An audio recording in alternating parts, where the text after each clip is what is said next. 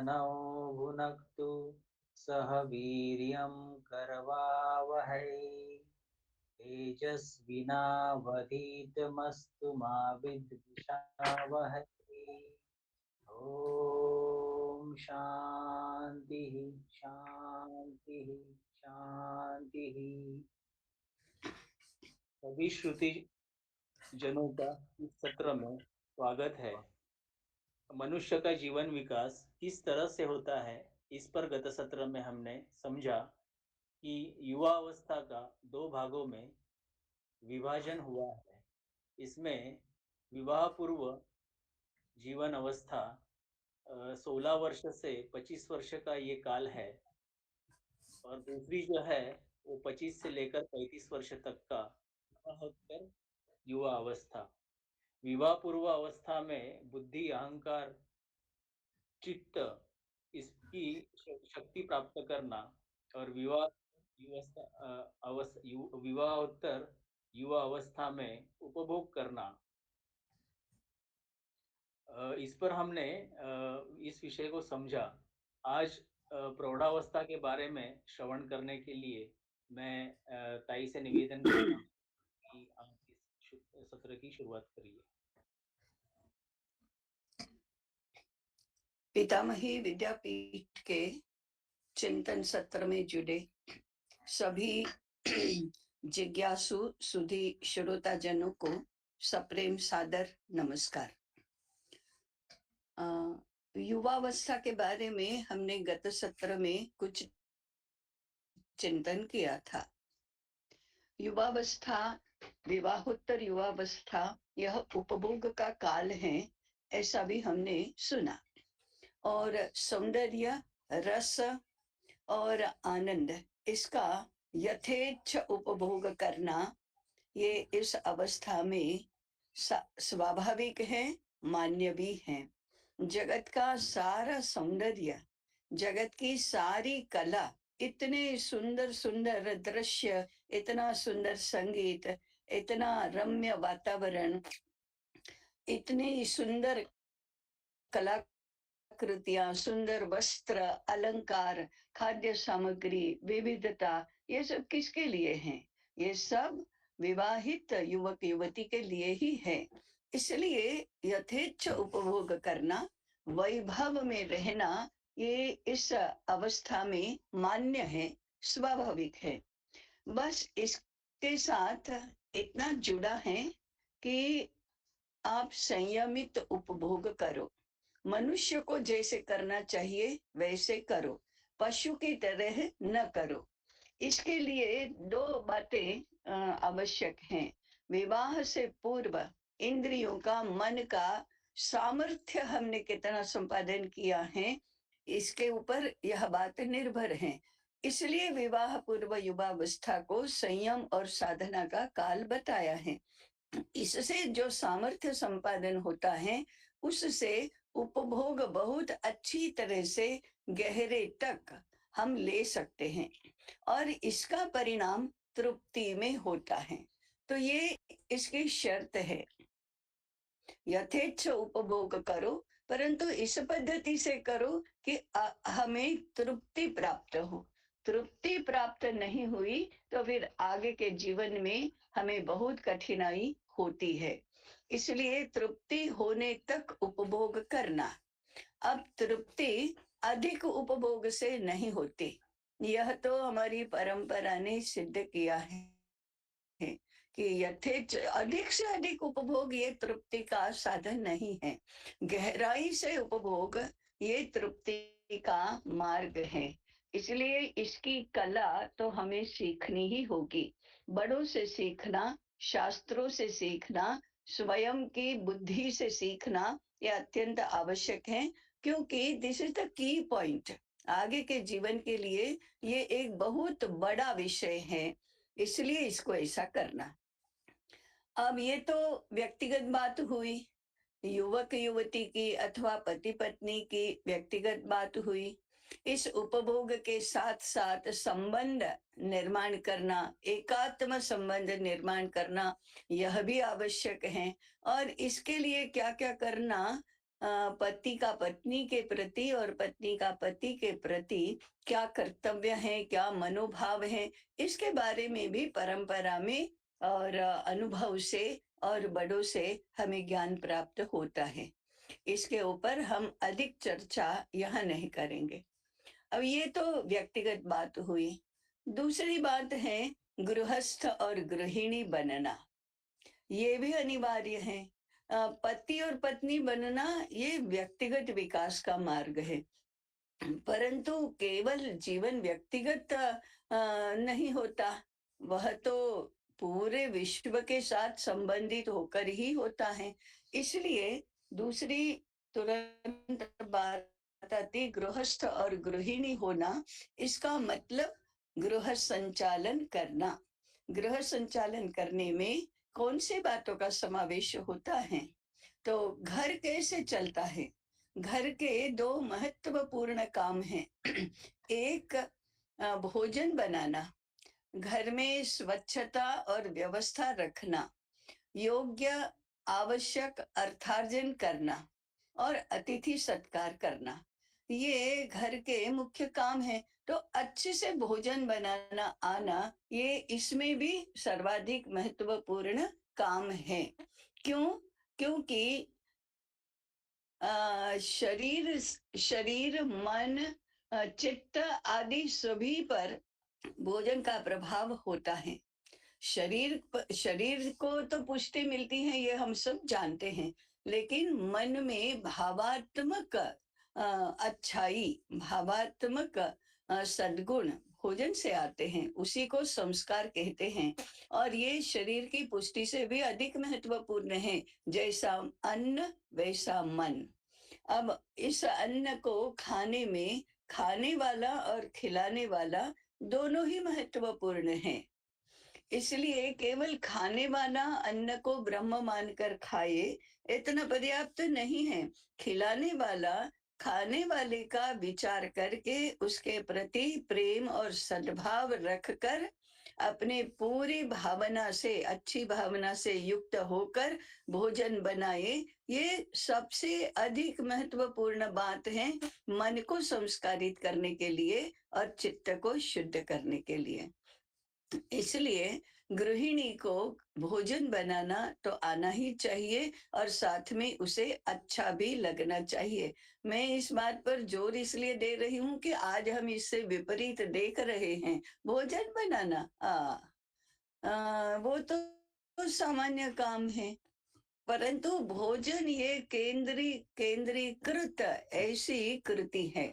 इसलिए खिलाने वाला इसलिए कहते हैं कि सुख किसमें है? गृहिणी किसको कहेंगे? भोज्येषु माता। खिलाने खिलाने वाले लोगों में मातृभाव होना सबसे आवश्यक है। तो ये भोजन बनाना ये सबसे महत्वपूर्ण काम है।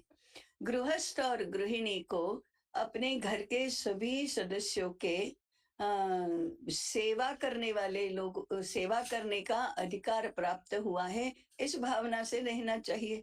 वैसे गृहस्थ और गृहिणी गृहस्वामी और गृहस्वामिनी होते हैं। अधिकार उनका ही है।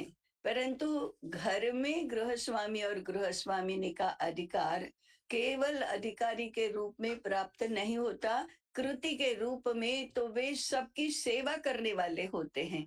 सेवा करने वाले होते हैं अर्थात घर के जो लोग होते हैं उनको पहले उपभोग करने देना। उदाहरण के लिए घर के सब लोग भोजन करेंगे, उसके बाद गृहस्वामी और गृहस्वामिनी भोजन करेंगे।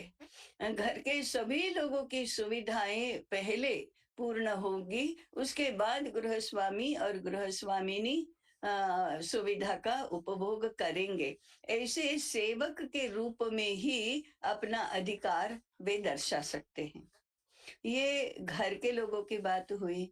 अब घर के बाहर समाज में कुटुंब को यश और प्रतिष्ठा प्राप्त करवाना, इस प्रकार से सगे संबंधियों के साथ व्यवहार होना, समाज के अन्य लोगों के साथ, पड़ोसियों के साथ व्यवहार होना, जिससे घर को प्रतिष्ठा प्राप्त हो, और अपने सभी कार्यों में यश प्राप्त हो, कीर्ति संपादन करें, ये गृहस्थ और गृहिणी का ही काम है। इसके साथ साथ पर्यावरण की सुरक्षा, स्वदेशी का प्रयोग, राष्ट्रभक्ति, राष्ट्र देश दुनिया में क्या हो रहा है इसकी जानकारी, और इसमें हम भारतीय हैं तो फिर हमारा घर कैसा होगा, हमारे घर की व्यवस्था और हमारे घर का व्यवहार कैसा होगा, ये देखने का काम गृहस्वामी और गृहस्वामिनी का है। उदाहरण के लिए, घर में यदि विदेशी वस्तुओं का स्थान है तो फिर हम देशभक्ति में कहीं तो कम है ऐसा मानना चाहिए। हमें यदि आतंकवाद, घूसखोरी और धर्मांधता इसका कुछ पता ही नहीं है, तो फिर हम राष्ट्र के संदर्भ में हमारा कर्तव्य तो चूकते हैं। यार हमारा तो घर, हम भले, हमारा घर भला, हमारे बच्चे भले, इतना ही करेंगे तो नहीं चलेगा। देश दुनिया में क्या हो रहा है और हमारे देश की कहाँ पोजीशनिंग है, इसकी जानकारी तो होनी ही चाहिए। घर में यदि प्लास्टिक, पॉलिएस्टर का व्यवहार हो रहा है तो हम पर्यावरण के प्रति अपराध कर रहे हैं, ये तो हमें जानना ही चाहिए। और हमें घर में से प्लास्टिक का बहिष्कार करना चाहिए। अनीति होती है तो अनीति नहीं होने देना, ये गृहस्वामी और गृहस्वामिनी का कर्तव्य है। इसलिए पहले व्यक्तिगत जीवन जीना, उसमें आनंद का, रस का, सुख का उपभोग करना, ये तो है, अपने लिए है, परंतु कुटुंब और समाज के प्रति अपना घर अच्छा होना, ये देखना, ऐसा करना भी गृहस्वामी और गृहस्वामिनी का कर्तव्य है। क्योंकि अपना घर केवल अपना घर नहीं है, वह राष्ट्र की राष्ट्र का एक अंश है, समाज का एक अंग है। इस दृष्टि से देखना, कुल धर्म, कुलाचार, कुल परंपरा, इसकी जानकारी होना और इसका पालन भी होना, ये गृहस्थ और गृहस्वामी और गृहस्वामिनी को देखना है। अब तीसरी बात है, जैसे समाज के साथ, राष्ट्र के साथ एक कुटुंब जुड़ा है, उसी प्रकार से वह वंश परंपरा निभाने के लिए भी है, उसको आगे बढ़ाने के लिए भी है। इसलिए समर्थ बालकों को जन्म देना, ये भी एक बहुत बड़ा कर्तव्य है। ये इसलिए हमें याद करना चाहिए कि आज इसके बारे में भी बहुत अंधाधुंध है, कुछ भी पता नहीं, कुछ भी कैसे होना चाहिए, कैसे नहीं होना चाहिए, इसका पता नहीं है। तो इस शास्त्र को कहते हैं अधिजनन शास्त्र, बालकों को जन्म देने का शास्त्र। राष्ट्र को समर्थ बनना है तो प्रजा समर्थ चाहिए। अगर प्रजा समर्थ नहीं है तो राष्ट्र केवल भौतिक संपत्ति से समर्थ नहीं होता। अगर प्रजा को समर्थ होना है तो दो बातों का महत्व है। एक है विद्यालय में होने वाली शिक्षा। शिक्षा व्यक्ति को समर्थ बनाती है, परंतु शिक्षा से भी बढ़कर घर में जन्म से प्राप्त होने वाले संस्कार, सामर्थ्य, पोटेंशियल, ये अधिक महत्वपूर्ण है। शिक्षा से भी संस्कार अधिक महत्वपूर्ण है, ऐसा हमारा अधिजनन शास्त्र कहता है। ऐसे समर्थ बालकों को जन्म देने के लिए समर्थ माता पिता चाहिए। इसलिए हर गृहस्वामी और गृहस्वामिनी ने समर्थ बालकों को जन्म देने का सामर्थ्य भी प्राप्त करना चाहिए और समर्थ माता पिता बनना चाहिए। तो ये जो गृहस्थ आश्रम है, उसका ये तीसरा महत्वपूर्ण काम हुआ, अच्छे समर्थ बालकों को जन्म देना। ये हमें अधिक विस्तार से समझने की आवश्यकता है। अभी नहीं समझेंगे, परंतु हमारा अध्ययन इस दिशा में होना चाहिए कि आज जो संकट है वह यह है कि अच्छे बालकों को जन्म देने वाले माता पिता ही नहीं हैं। युवक युवती, पति पत्नी, माता पिता बनने के लिए जो जो भी करना चाहिए वो नहीं करते हैं, करने का प्रयास भी नहीं करते हैं, क्योंकि वे अत्यंत अज्ञान हैं।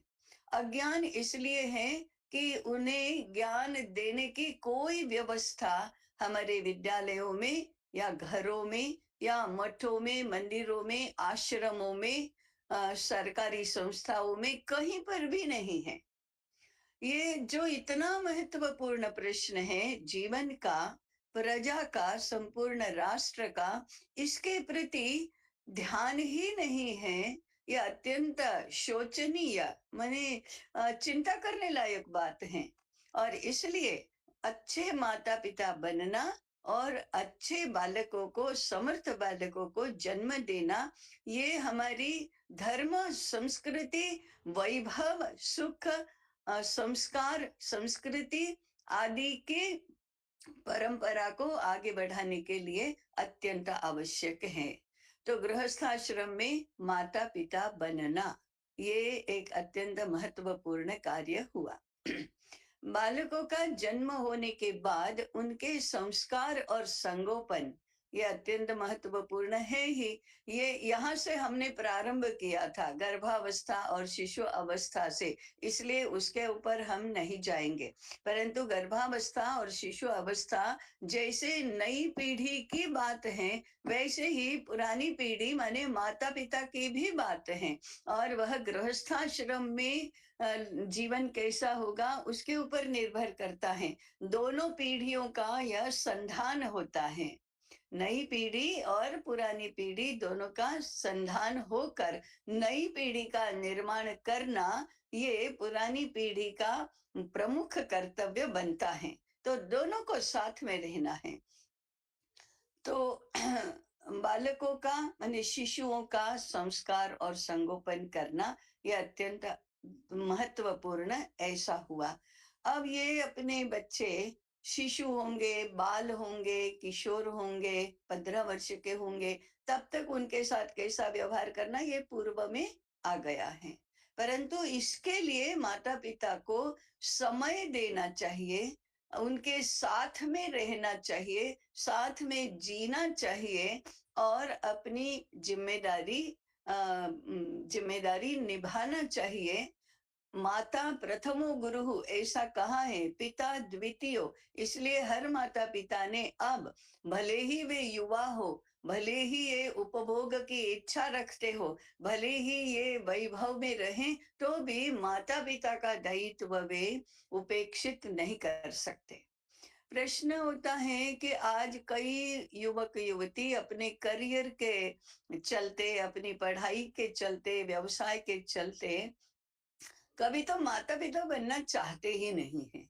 अरे नहीं, अभी नहीं, अभी नहीं, ऐसे माता पिता बनने का या तो चाहते नहीं, या तो बहुत देर से बनते हैं। ये सब शारीरिक, मानसिक, बौद्धिक, सामाजिक, सांस्कृतिक सभी दृष्टि से, जीवन के प्लानिंग की दृष्टि से भी अत्यंत अत्यंत अनुचित कार्य है, तो भी करते हैं। बस प्रश्न यही है, कोई कहने वाला, बताने वाला, समझाने वाला, सिखाने वाला है ही नहीं। और जो समाज हितैषी लोग हैं, उन्होंने भी अब तक चिंता नहीं की इस बात की, इसलिए ऐसा होता है। नहीं तो अच्छी बातें कोई चाहता नहीं है, ऐसा तो होता नहीं है।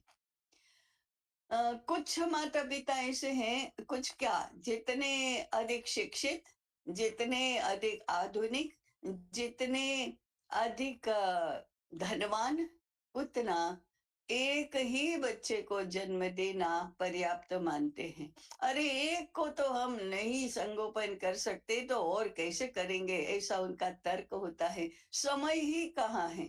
जो कम धनवान है वे फिर देखा देखी कहते हैं, हम तो अपने बच्चों का खर्चा ही नहीं उठा सकते। जैसे खर्च करने से ही संस्कार और संगोपन हो सकता है, सब कुछ पैसे के साथ जोड़ दिया। तो एक ही बालक को जन्म देना, ये भी एक प्रचलन बढ़ा है।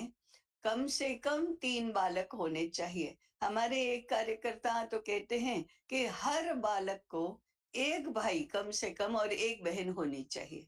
इसका अर्थ है कि 4 बच्चे तो होने ही चाहिए। अब अभी भी सुनने वाले लोग या तो हंसेंगे या तो इस कथन की उपेक्षा करेंगे। ठीक है, सबको अपना अपना विचार कुटुंब, वंश, समाज, राष्ट्र, इसके संदर्भ में करना ही चाहिए। इतना ही कहकर हम आगे बढ़ते हैं। तो ये जो सारी बातें हैं, ये पहला तबका जो है, पहले 10 वर्ष हैं, उसके बाद है जब पति पत्नी युवा होते हैं, गृहस्थ और गृहिणी युवा होते हैं, तब की बात है। अब धीरे धीरे 35 वर्ष के बाद प्रौढ़ावस्था शुरू होती है। जब युवक युवतियों को 35, 37, 40 वर्ष के युवक युवतियों को, अब इनको युवक युवती तो नहीं कहना चाहिए क्योंकि युवावस्था तो चली गई, तो कहते हैं कि अरे अब आप प्रौढ़ावस्था में हैं, तो पहले तो वे चौंकते हैं, बाद में एकदम रिएक्ट करते हैं, अरे नहीं नहीं अभी तो हम युवा हैं, हम प्रौढ़ नहीं हैं अभी। तो इसका अर्थ है कि प्रौढ़ होना क्या होता है, ये जानते भी नहीं और कहते कि हमको तो प्रौढ़ नहीं होना है। जैसे जीवन में किसी को वृद्ध नहीं होना है, किसी को प्रौढ़ नहीं होना है, सबको युवा ही रहना है, बाल भी नहीं रहना है। बाल किशोर भी युवा की तरह ही करने लगते हैं बहुत जल्दी, और ऐसे प्रौढ़ और वृद्ध भी अपने आप को युवा कहते हैं। और समाज में कोई ऐसी धारणा बन गई है कि कहेंगे 80 वर्ष के युवा, माने क्यों? अरे वो तेज तर्रार हैं, अभी भी अच्छा बोलते हैं, अच्छा घूमते घूमते हैं, काम कर लेते हैं, तो ये तो 80 वर्ष के युवा हैं। मैं आगे आऊंगी युवा और वृद्ध में अंतर क्या होता है, परंतु आयु की अवस्था को स्वीकार नहीं करना और अपने आप को प्रौढ़ नहीं मानना, ये जरा अनुचित है। जब हम सुनते हैं कि प्रौढ़ का अर्थ है मेच्योर, प्रौढ़ का अर्थ है समझदार, प्रौढ़ का अर्थ है गहराई में जाने वाला, गहराई में सोचने वाला। जब ये अर्थ होता है, अब आप सतही नहीं है, अब आप उछल कूद करने वाला पानी का झरना नहीं है, अब आप गहरे बहने वाली और बड़ी चौड़ी और शांत स्थिर प्रवाह से बहने वाली नदी के जैसे हैं, तब बात कुछ समझ में आती है। तो धीरे धीरे व्यक्ति युवा से प्रौढ़ बनता है। वो खट से एकदम 35 वर्ष पूरे हुए, 36वां जन्मदिन है, उसी दिन से आप प्रौढ़ बन गए, ऐसा नहीं होता है। वो भी ट्रांजिशन पीरियड होता है, वो धीरे धीरे होता है। किसी का 32 वर्ष में हो जाती है मेच्योरिटी, किसी के 38 वर्ष में होती है, परंतु ये ट्रांजिशन होकर भी सबको युवा से प्रौढ़ होना है। अब प्रौढ़ होने में थोड़ा गौरव का अनुभव करना चाहिए। क्यों? हाँ, हम ज्यादा समझदार हुए, ज्यादा अनुभवी हुए, ज्यादा गहरे हुए, अधिक स्थिर बुद्धि वाले हुए। अब हम जरा धैर्य पूर्वक विचार कर सकते हैं, धैर्य पूर्वक चीजें देख सकते हैं। ऐसी ये प्रौढ़ावस्था है। अब इसमें उपभोग तो है, हम गृहस्थ हैं, इसलिए रसिक भी हैं, आनंद का उपभोग भी करना है, परंतु 26, 27 वर्ष के युवा की उपभोग वृत्ति और 38, 40, 42 वर्ष के युवक और युवती की उपभोग वृत्ति में, पद्धति में बहुत अंतर है। रस उधर भी है, इधर भी है, आनंद उधर भी है, इधर भी है, उपभोग उधर भी है पर और इधर भी है, परंतु ये अधिक मेच्योर है, अधिक गहरा है। मुझे बहुत ज्यादा बताने की आवश्यकता नहीं है, सौंदर्य उधर भी है, इधर भी है, लेकिन इसको अपनाना, इसको समझना और उसके अनुसार व्यवहार करना, ये आवश्यक है। अब हमारे बच्चे किशोर आयु के होने लगे हैं, युवा होने लगे हैं, उनको भावी गृहस्थाश्रम के लिए तैयार करना, सिखाना, यह अत्यंत महत्वपूर्ण बात है। समाज में नेतृत्व लेने की क्षमता प्राप्त होना, ये भी महत्वपूर्ण बात है। किसी बात में परामर्श देना ये भी आवश्यक है। इसका प्रारंभ होता है। लोग हमारा उदाहरण देखते हैं कि हाँ, ये तो ऐसा होता है, ये ऐसा करते हैं तो ये बहुत अच्छा है। ऐसा करना, इस प्रकार से वो आना और तृप्ति प्राप्त करके अब धीरे-धीरे तृप्ति हुई। मैं ये व्यक्तिगत जीवन की बात है कि उपभोग में तृप्ति हुई तो स्वाभाविक प्रौढ़ता में हम विरक्ति की ओर बढ़ सकते हैं। और यही जीवन विकास है। विरक्ति माने बस बहुत हो गया, कितना हमने उपभोग किया, आनंद से उपभोग किया। अब शरीर की अवस्था, मन की अवस्था, ये सब अब तृप्ति से धीरे धीरे विरक्ति की ओर जाना। ये धीरे धीरे माने 15 वर्ष है हमारे पास, एकाएक सब नहीं हो जाना, नहीं हो जाता है। धीरे धीरे उस दिशा में हमें स्वाभाविक पद्धति से बढ़ने की जब वृत्ति होती है, मानसिक अनुकूलता होती है, तब जीवन विकास होता है। साथ ही बच्चों के प्रति कर्तव्य हैं, उनको अर्थार्जन के लिए तैयार करना, गृह संचालन के लिए तैयार करना, ये सारे बातें तो है ही। और समाज में प्रतिष्ठित होना, व्यवसाय में स्थिरता होना, व्यवसाय में अधिक होशियार होना, अधिक समर्थ होना, ये सारी बातें उसमें आती हैं। तो हमारे बालकों के लिए वर या वधू ढूंढना, ये भी इसी में आता है। तो 50 वर्ष के होने तक ये प्रौढ़ावस्था, इसी को कहते हैं पूर्ण गृहस्थाश्रम, सार्थक गृहस्थाश्रम, यशस्वी गृहस्थाश्रम। इसलिए इसको पौरुष पूर्ण प्रौढ़ावस्था कहा है कि इसमें सारे गृहस्थ जीवन के जो पराक्रम है वो करो, पौरुष दिखाओ, पुरुषार्थ दिखाओ, सामर्थ्य दिखाओ। ये ऐसा 25 वर्ष का गृहस्थाश्रम होता है।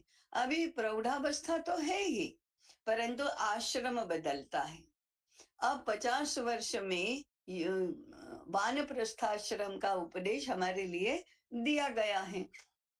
50 वर्ष का अर्थ है आधा जीवन काल पूर्ण होने पर। 50 का अर्थ 50 नहीं लेना चाहिए, आधा जीवन काल। अब 50 क्यों? तो हमारा जीवन मान 100 वर्ष का माना गया है, इसलिए 50 वर्ष। कम अधिक हो सकता है, आज के समय में तो अधिक ही होता है। नौकरी ने, व्यवसाय ने मान लिया है कि व्यक्ति 58 वर्ष तक तो काम कर ही सकता है, 60 वर्ष तक कर ही सकता है, 62 वर्ष भी कभी कभी व्यवस्था की जाती है, 65 वर्ष तक भी ये लंबा चलता है।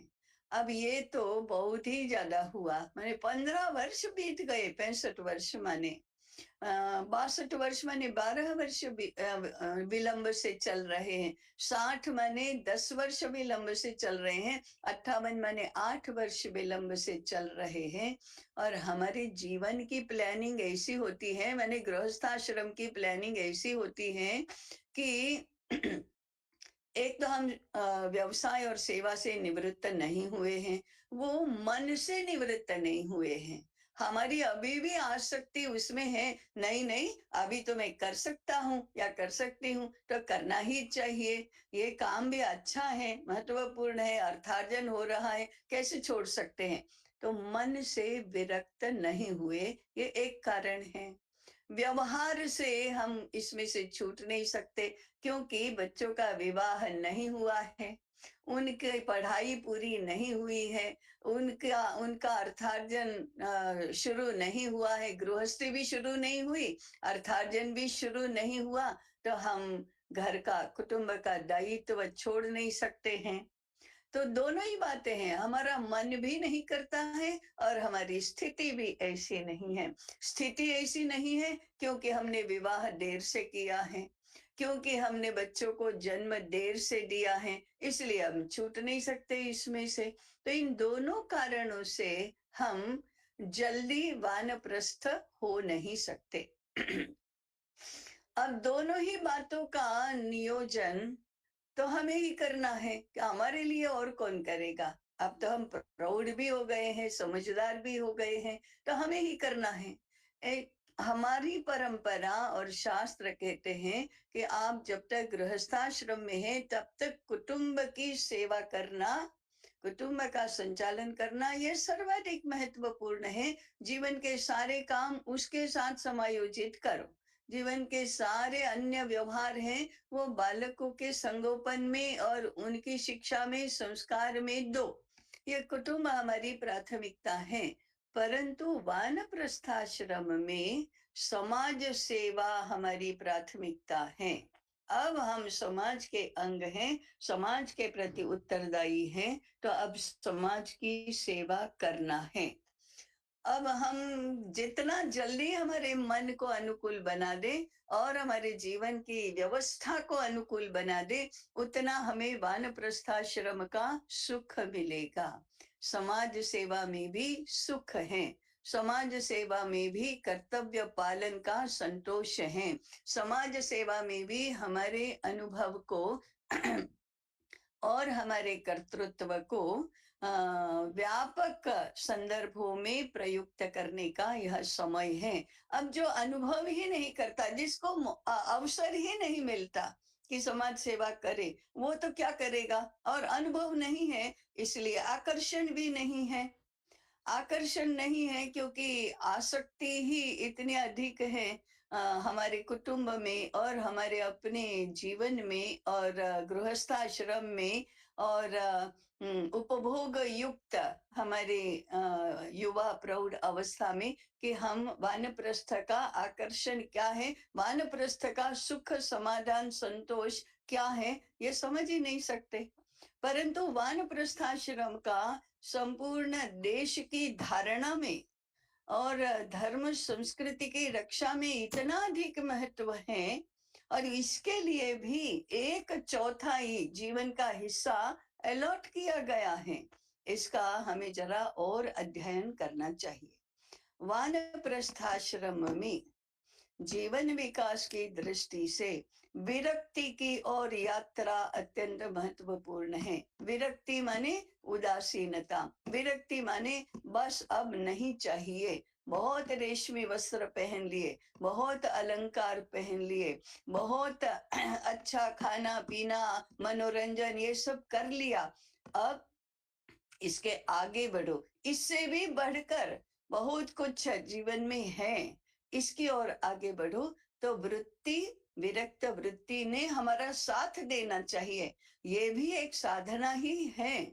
इसलिए ये व्यक्तिगत जीवन विकास के लिए विरक्ति की यात्रा पर चलना कुटुंब की दृष्टि से अधिकार छोड़ देना, अधिकार पुत्र और पुत्र वधू को देना। अब ये भी बहुत कठिन बात है, परंतु अधिकार छोड़ना, दायित्व नहीं छोड़ना, अधिकार शून्य दायित्व, ये वानप्रस्थाश्रम में करने का काम है। व्यवसाय में भी और गृह संचालन में भी दायित्व पूर्ण, अधिकार शून्य ऐसा होना। अर्थार्जन नहीं करना, ये भी वानप्रस्थ होने के लिए आवश्यक है। अब ये तो बहुत कठिन बातें हैं। एक मेडिकल साइंस की परीक्षा में पास होने से भी और व्यवसाय में आगे बढ़ने के लिए जद्दोजहद करने से भी ये अधिक कठिन बात है। आप दायित्व तो निभाओ परंतु अधिकार छोड़ो।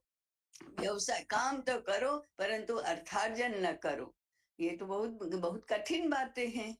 घर में रहो या घर के बाहर रहो, घर के बाहर रहना, संस्था में, वन में, अकेले आश्रम में रहना, ये तो वानप्रस्थ का एक बहुत बाह्य ऐसा कृतिशील पक्ष है। पत्नी के साथ रहो अथवा पत्नी को घर में रखकर आश्रम में रहो, ये सब बहुत प्राथमिक प्रारंभिक बातें हैं। मूल तो मानसिक बौद्धिक बातें हैं। ऐसा वानप्रस्थाश्रम, ये इसका काल 25 वर्ष का बताया गया है, परंतु आज वो 10 वर्ष का, 15 वर्ष का भी होता है, क्योंकि हमारी सिचुएशन ऐसी है। कदाचित अगली पीढ़ी, उसके बाद की पीढ़ी अपने जीवन का नियोजन ऐसे करेगी कि वो 50 वर्ष की आयु में वानप्रस्थ बन सकेगी। और आप विचार करो कि समाज इससे कितना लाभान्वित हो सकता है।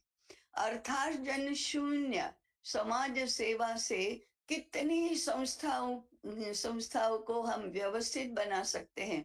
इसका अधिक चिंतन करने की आवश्यकता है कि ये समाज सेवा निरत ऐसे सब लोग जब बनेंगे तब क्या होगा। आज तो ऐसा नहीं है, और इसलिए सामाजिक जीवन, सांस्कृतिक जीवन सब उथल पुथल से युक्त है। कहीं कुछ भी कोई कहने वाला नहीं, देखने वाला नहीं। पुलिस, न्यायालय, कानून आदि की व्यवस्था से ही लोग सीधे चलते हैं, बाकी कोई सीधे चलता ही नहीं है। ये इस स्थिति में बदल लाने के लिए ये वानप्रस्थाश्रम अत्यंत आवश्यक है। बस इसके मूल तत्वों का मैंने अभी उल्लेख किया है। इन मूल तत्वों को समझने की आवश्यकता है। ये हमारे लिए बहुत कठिन होता है क्योंकि हमको किसी ने सिखाया नहीं है। वानप्रस्थाश्रम 50 से 75 वर्ष तक का होता है, परंतु इन 75 वर्ष में हमारी अवस्था बदलती है। 60 वर्ष तक तो हम प्रौढ़ होते हैं, और प्रौढ़ावस्था का वर्णन मैंने पहले किया। 60 वर्ष के बाद हम वृद्ध होते हैं, और वृद्धावस्था जीवन का सबसे लंबा काल है। 60 वर्ष से लेकर 100 वर्षों तक 40 वर्ष की वृद्धावस्था, उसमें पहले 15 वर्ष हैं वे वानप्रस्थ जीवन है, और बाद के 25 वर्ष भगवान करे हम 100 वर्ष जिए ही, ऐसा मानकर चले। 75 के बाद के शेष जो वर्ष हैं वो संन्यास्त वृत्ति से रहना।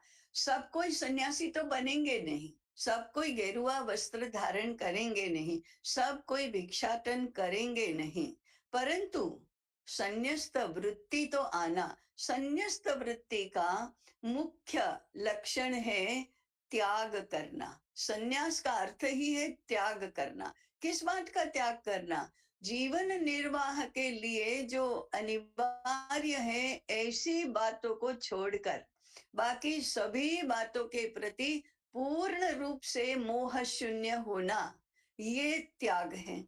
जीवन निर्वाह के लिए आवश्यक माने खाना पीना, सोना, वस्त्र पहनना आदि, उसमें भी मोह नहीं होना, उसमें भी इच्छा अनिच्छा नहीं होना, ये त्याग है। संन्यस्त वृत्ति का दूसरा लक्षण है तपश्चर्या करना। संन्यस्त वृत्ति का और तीसरा लक्षण है क्षमाशील होना, माने सबको क्षमा करो। संन्यस्त वृत्ति का और एक लक्षण है न्याय, अपने प्रति मान अपमान आदि के लिए समान होना।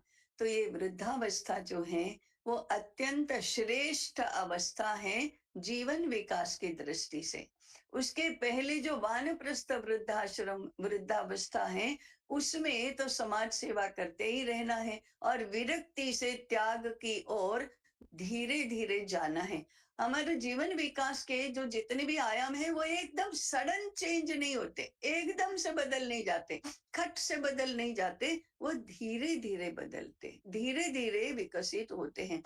जैसे घर में ही बालक, 2 वर्ष का बालक और 12 वर्ष का बालक शरीर में, मन में, भाषा में अलग ही होता है, परंतु कब वो 2 वर्ष से 3 का हुआ, 3 से 5 का हुआ, पता नहीं चलता। हम मेजरमेंट नहीं कर सकते कितना बढ़ा, रोज रोज कितना बढ़ा नहीं कर सकते, वो ट्रांजिशन होता है। इसी प्रकार से तृप्ति से विरक्ति, विरक्ति से त्याग कैसे विकसित होता है इसका मेजरमेंट नहीं होता है, परंतु दिखता जरूर है, होता जरूर है। वह यह आंतरिक रूपांतरण है।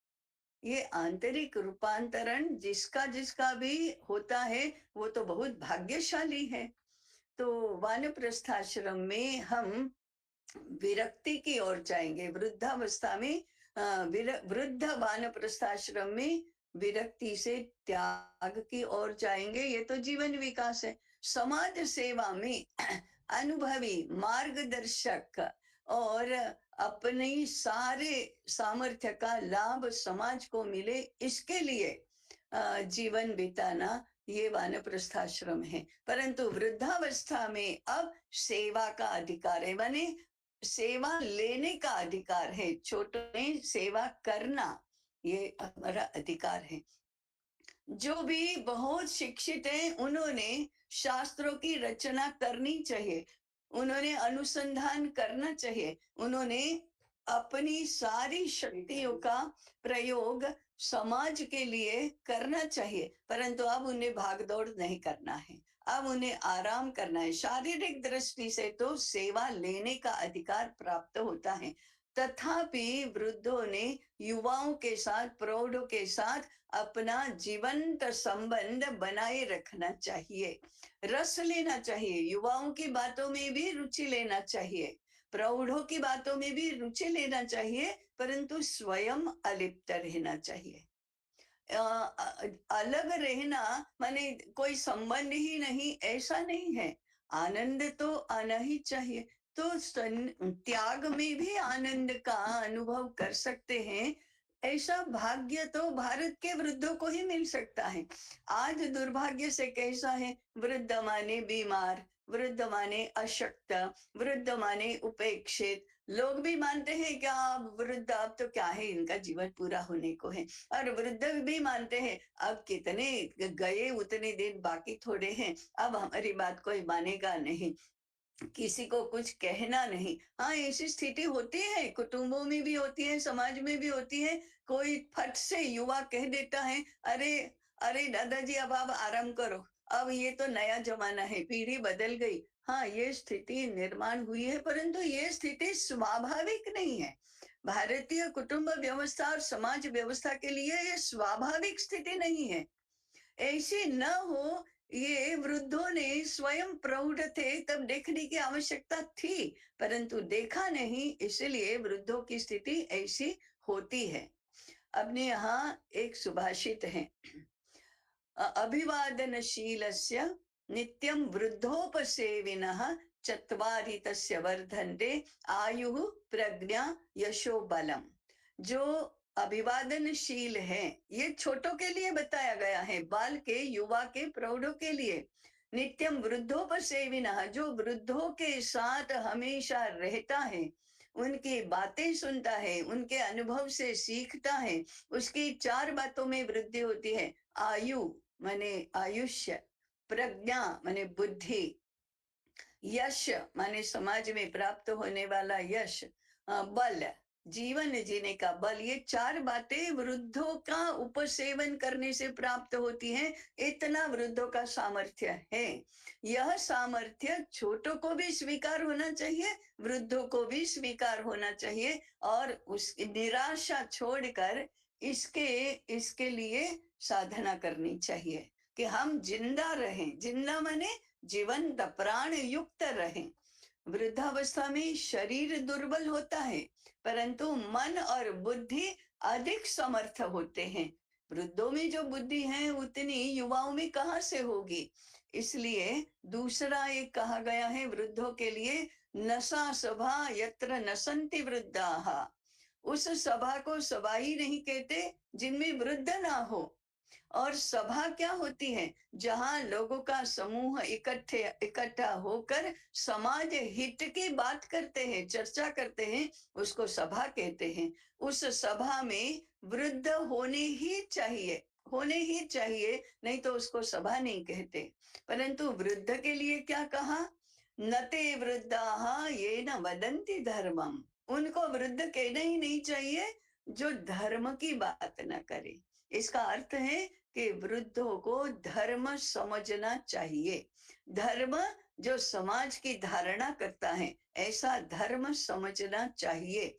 अब ये तो सीखने की बात है, ये चिंतन करने की बात है। इसलिए वृद्धों ने तपो साधना करनी चाहिए, वैसे धर्म साधना भी करनी चाहिए, और शास्त्र चिंतन और आत्मचिंतन भी करना चाहिए। यह काल है हमारा जीवन कैसे बीता उसका हिसाब करने का, उसका लेखा जोखा करने का और ये विचार करने का कि हम आगे के जन्म में क्या साथ में ले जाएंगे और हमारा आगे का जन्म कैसा होगा, कौन से घर में होगा। जैसे भगवत गीता में कहा ना, शुचि नाम श्रीमताम गेहे योग भ्रष्टो विजायते। पवित्र और समर्थ परिवारों में योग भ्रष्ट जीवों का जन्म होता है, तो हमारे लिए कौन से माता पिता होंगे, हम कैसे आगे बढ़ेंगे, हमारा विकास कैसे होगा, ऐसा हिसाब करके फिर मृत्यु की प्रतीक्षा करना, स्वागत की प्रतीक्षा, स्वागत करना। और कैसी मृत्यु उत्तम कही है, अनायासेन मरणम, दुख दर्द कष्ट शोक भय आदि के रहित होकर मृत्यु का स्वागत करना। तो अच्छा जीवन कैसा कहा, बिना दैन्येन जीवनम, बिचारे असमर्थ असहाय लाचार होकर जीना नहीं, और कष्ट भय शोक आदि के साथ मरना नहीं, वो हमारा जीवन विकास है। तो वृद्धों को वृद्ध बनना चाहिए, प्रौढ़ों को प्रौढ़ बनना चाहिए। अभी सब लोग कहते हैं युवा राष्ट्र की शक्ति है, तो प्रौढ़ और वृद्ध क्या है फिर, इस कथन को पूर्ण करना चाहिए। युवा राष्ट्र की कार्य शक्ति है, भाग दौड़ करना, मेहनत मजदूरी करना, परिश्रम करना, पसीना नितारना, ये जो कार्य शक्ति है कुशलता पूर्वक करना, ये युवा की है, युवा राष्ट्र की कार्य शक्ति है। परंतु अपने अनुभव समझदारी मैच्योरिटी से प्रौढ़ राष्ट्र की बुद्धि शक्ति है, बिना बुद्धि के काम कैसे करेंगे। और वृद्ध राष्ट्र की आत्मशक्ति है, इस आत्मशक्ति को संपादन करना ये वृद्धों का काम है। हाँ, आराम करेंगे, लोग अपनी सेवा करेंगे, ये बात तो ठीक है, परंतु आत्मशक्ति का संपादन करना ये वृद्धों का दायित्व है, कर्तव्य है। इस प्रकार से अपने जीवन की यात्रा होती है। अब ये सारा कहाँ होगा, घर में ही होगा, ये घर से बाहर नहीं हो सकता। इसलिए कुटुंब जीवन को इतना महत्व दिया गया है। हम भी इस दृष्टि से कुटुंब शिक्षा के विषय को महत्वपूर्ण मानकर प्रयास कर रहे हैं। और ये सब समाज का पूरा कुटुंब शिक्षा का दायित्व पितामही माने पढ़ी लिखी सुशिक्षित सुसंस्कृत अनुभवी समझदार दादी माँ का है। इसलिए इसका नाम ही दिया गया है, ये पितामही विद्यापीठ है, ग्रैंड मदर्स यूनिवर्सिटी। तो आज हमने ये जो जीवन की विभिन्न अवस्थाओं में कैसे विकास होता है, ये परंपरा में हो रहा है, शास्त्रों में कहा गया है, इसकी व्यवस्था भी की गई है। दुर्भाग्य से आज हमने इसको बिल्कुल विस्मृति के गर्त में डाल दिया है। इसको पुनः स्मरण करें, इसका अध्ययन करें और इसका लाभ हमको स्वयं को पहले और बाद में पूरे समाज को मिले। इस दृष्टि से हमारा ये आयु की अवस्थाओं का विवेचन आज पूर्ण होता है। अधिक चिंतन की तो अनिवार्य आवश्यकता है ही, हम ऐसा चिंतन करेंगे। ऐसे निवेदन के साथ मैं आज की बात समाप्त करती हूँ। थोड़ा समय अधिक गया है, तो आपका समय थोड़ा मैंने ले लिया, इसलिए क्षमा प्रार्थना के साथ मेरी वाणी को विराम दे रही हूँ। नमस्कार। अधिक हुआ।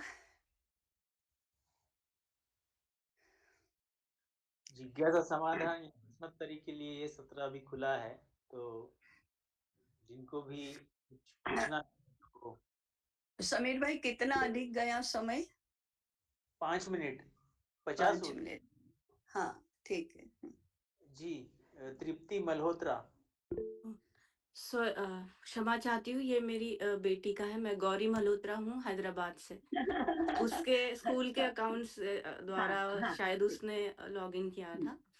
हम्म, ताई जी, मेरा ये सवाल है कि जो गरीब लोग होते हैं वो भोले भाले होते हैं। ड्यूरिंग हम्म, इलेक्शन बहुत इजीली ये लोग कन्विंस करते हैं कि आप धर्म परिवर्तन कर दीजिए, आपको लैंड मिल जाएगी। या 2 हम्म, बेडरूम घर मिल जाएगा। तो ये हम्म, मेरे घर में जो काम करते हैं उनके साथ हुआ हम्म, है। हम्म, तो मुझे समझ में नहीं आ रहा है, किसी के थ्रू मुझे पता चला कि उसने धर्म परिवर्तन कर लिया है और हम्म, अभी उसको पेपर्स नहीं मिल रहा है। तो हम्म। वो उस स्थिति में है और मैं तो शॉक में ही हूँ कि तुमने ऐसा कैसे किया है? हाँ, तो जैसा आपने ही कहा ना कि गरीब लोग भोले-भाले होते हैं, असमर्थ होते हैं, तो पढ़े-लिखे लोग, बुद्धिमान लोग वानप्रस्थ नहीं बनते और इनको सही मार्गदर्शन नहीं देते, तो वे क्या करेंगे फिर? हम क्या कर रहे हैं? पढ़े-लिखे लोग क्या कर रहे हैं? वे तो अपने आप में इतने मस्त हैं कि समाज का क्या हो रहा है, गरीबों का क्या हो रहा है, क्या-क्या अनिष्ट फैल रहे हैं, इसकी चिंता ही नहीं करते। किसको चिंता होती है? और चिंता होती है तो खाली चिंता ही करते हैं कि अरे ये दुष्ट क्या कर रहे हैं और ये कैसे धर्म परिवर्तित हो रहे हैं। परंतु पढ़े लिखे, धनवान, सुशिक्षित ऐसे लोगों का क्या? तो कारण यही है कि हम शेष समाज के जो लोग हैं, वे इस बात के लिए कुछ करते नहीं हैं। ताई जी, आपके विचार से क्या करना, कैसे एक्शन लेना चाहिए? क्योंकि अ, वो तो फँस गई है और उसने परिवार को भी नहीं बोला, क्योंकि उसने छुट्टी ली थी 3 महीने बिफोर इलेक्शन और मैंने कहा 3 महीने तक तुम बीमार कैसे पड़ सकती हो? तो सैलरी भेजने के लिए उसने मुझे एक अकाउंट भेजा था, जिसमें किसी और का नाम आया था। तो मैंने डाँटा, मैंने कहा, "ये किसका है? तुम कहाँ पे हो?" तो बोली, "मेरे बेटे को प्लीज़ बताना मत। ऐसा करना, मैं जब आऊँगी 3 महीने के बाद तो मुझे कैश दे देना, सैलरी।" तो मैंने कहा ठीक है, मैं दे दूँगी बट तुम्हें आने की ज़रूरत नहीं है फिर से। तो इस तरह से, बट उसकी हाँ, जो बहन है वो अभी काम कर रही हुँ, है।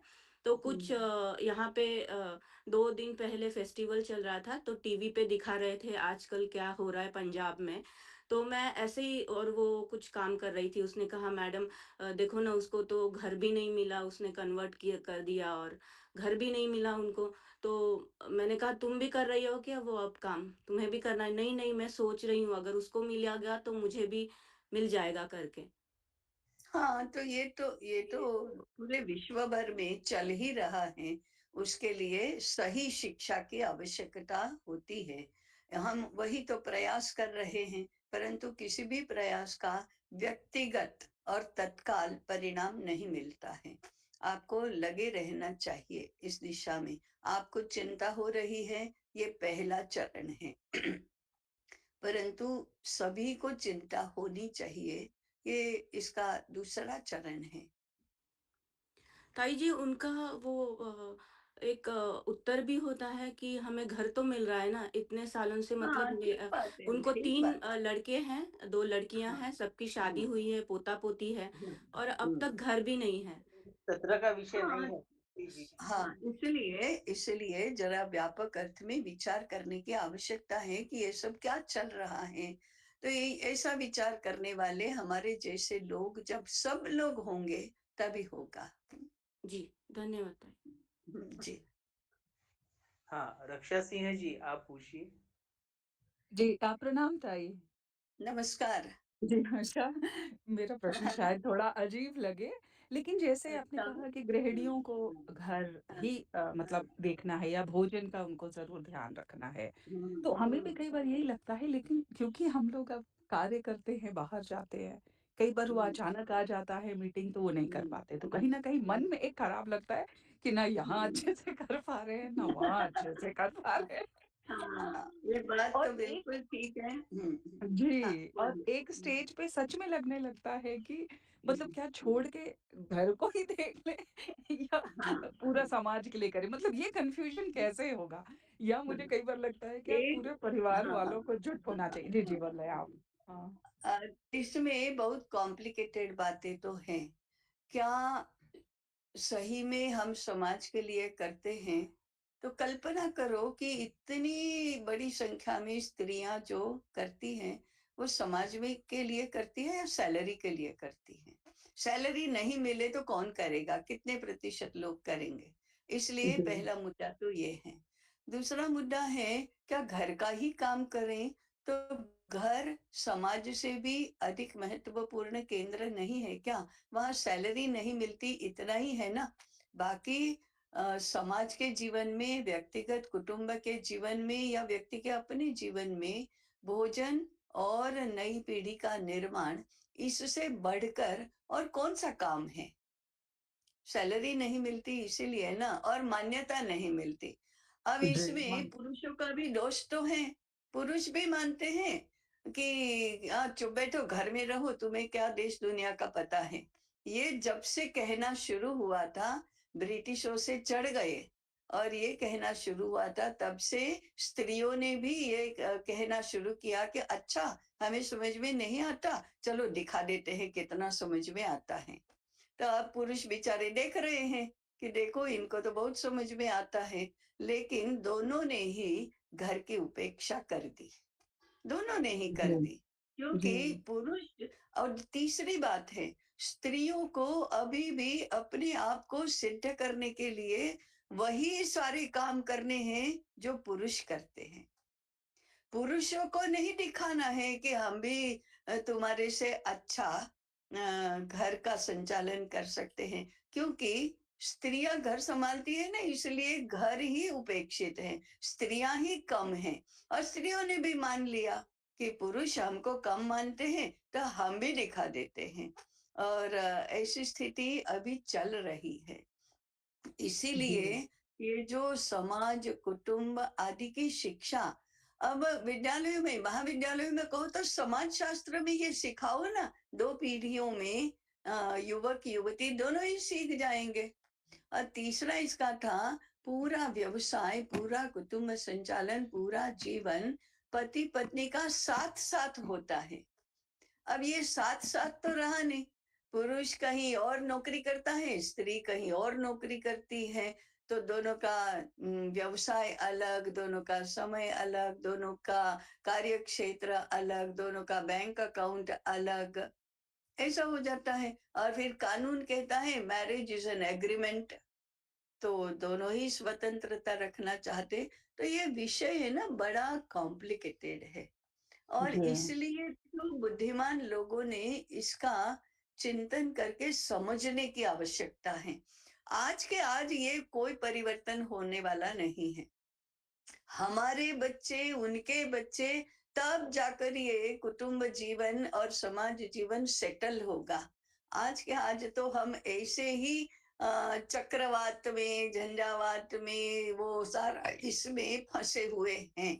और हमें समझ में नहीं आता कि हम करें क्या जैसे कि बहुत छोटे से शुरू हुआ ना क्या इतने पढ़ने लिखने के बाद अच्छी नौकरी मिलती है अच्छी सैलरी मिलती है तो नौकरी छोड़ दे और घर ही देखे क्या बहुत बड़ा प्रश्न है व्यक्तिगत जीवन में देखो तो बड़ा है कुटुंब के जीवन में भी बहुत बड़ा है क्योंकि हमने घर की व्यवस्था का सेटलमेंट ऐसे किया है कि दोनों की सैलरी आवश्यक हो जाएगी इसलिए वो बहुत पेचीदा इसलिए बनता है कि मानसिकता, अर्थार्जन, व्यवसाय ये और कुटुंब संचालन ये चारों बातों का समायोजन कैसे करना इसकी ओर ध्यान नहीं है किसी का। अगर ध्यान देने लगे तो समझ में आएगा और समझ में आएगा तो उस प्रकार की व्यवस्था भी होगी। बताइए जी एक और बात है उसमें, कि एक हाँ, डर हाँ। भी है स्त्रियों को कि कहीं पुरुष को कुछ हो जाए, तो उसके बाद क्या जीवन में? इसलिए भी वो शायद मतलब काम वो इसलिए भी कर हाँ, रही हैं हाँ, एक हाँ, हाँ। ये तो एक तो ऐसी बात है कि अनिष्टों की कल्पना करके कोई नहीं करता कुछ भी, परंतु जी, अनिष्टों की कल्पना करके भी आँच न आए इसकी व्यवस्था तो करते ही हैं। तो पूरा समाज, पूरा कुटुंब, परिवार ये सब व्यवस्था करके रखता है कि कहीं कुछ अनिष्ट हो जाए तो कुटुंब को अभावों में न रहना पड़े। इसकी व्यवस्था भी साथ-साथ में सोचनी चाहिए। जी प्रणाम ताई। हाँ, जी। ठीक, समय तो हुआ है लेकिन एक तरुण जी का एक प्रश्न है, तो हम हाँ, उसको हो जाने दीजिए। तरुण जी पूछिए। हाँ, नमस्ते ताई। धन्यवाद नमस्कार। बहुत-बहुत। जी। काफ़ी अच्छा लगा। प्रश्न ये था कि मतलब अ, वानप्रस्थ आश्रम के बारे में मतलब ये 15 साल का है या 25 साल का है? एक तो ये प्रश्न था और दूसरा मतलब उससे कनेक्टेड चीज़ जो आपने बताई हाँ, कि इसके हाँ, साथ-साथ जो हाँ, हमारा तृप्ति से विरक्ति और विरक्ति से त्याग की हाँ, तरफ जाते हैं, क्या था? हाँ, तो हाँ। वो थोड़ा अगर ऑब्वियसली ये थोड़ा मतलब टाइम चाहिए इस चीज़ के लिए, बट अगर पॉसिबल है हाँ। तो थोड़ा डायरेक्शन। हाँ, मैंने अभी के अभी नहीं बता सकते ना, ये ज़रा विस्तार से समझने का विषय है। कभी ऐसा मौका आया तो पूरा सत्र इसके ऊपर हो सकता है, क्योंकि ये व्यक्तिगत जीवन के लिए बहुत महत्वपूर्ण है, बहुत। क्योंकि इसी के ऊपर बाकी सबका भी आधार है ना।